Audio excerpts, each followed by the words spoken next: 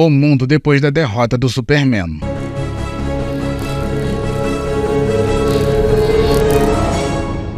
Enquanto conversa com Batman em sua prisão especial iluminada pela radiação do Sol Vermelho, Superman comenta que toda aquela guerra poderia ter sido evitada se Bruce agisse como um amigo ao invés de julgá-lo quando ele perdeu sua esposa e filho, e o morcego diz que não tem culpa pelo sangue nas mãos do Superman. Ao ouvir aquilo, Clark o chama de hipócrita enquanto bate no vidro com toda a força, e diz que mesmo sendo um alienígena consegue ser mais humano do que o Batman. Em seguida, ele olha para sua mão machucada dizendo que se arrepende de muitas coisas, mas não do que ele queria fazer pelas pessoas do planeta. Depois ele dá os parabéns ao Batman por ter vencido a guerra e que o mundo agora é dele. Dessa forma, o herói de Gotham diz que não quer o mundo e que só irá reparar o que o Superman despedaçou. Com isso, Clark diz que ele apenas irá devolver o mundo às disputas mesquinhas por terra, dinheiro e religião e que com certeza ele irá conseguir, pois uma mente como a dele pode facilmente moldar o mundo. E enquanto vemos um breve flashback das pessoas que o Batman perdeu, Superman menciona que o Bruce falhou com todos que ele amou: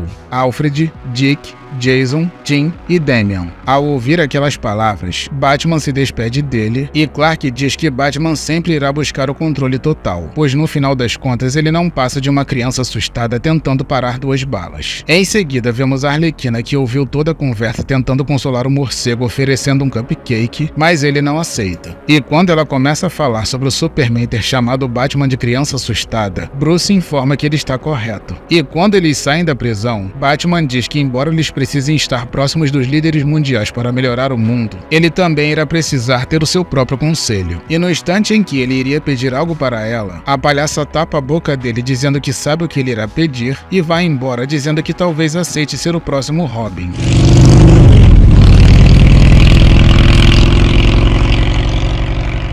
Mais tarde, na antiga caverna do Arqueiro Verde, a Arlequina liga para sua irmã para dar feliz aniversário para sua filha. Naquele momento, uma explosão acontece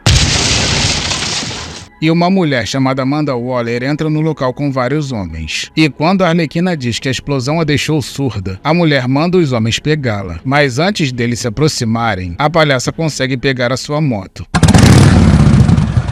E enquanto ela acelera já ligando para o Batman,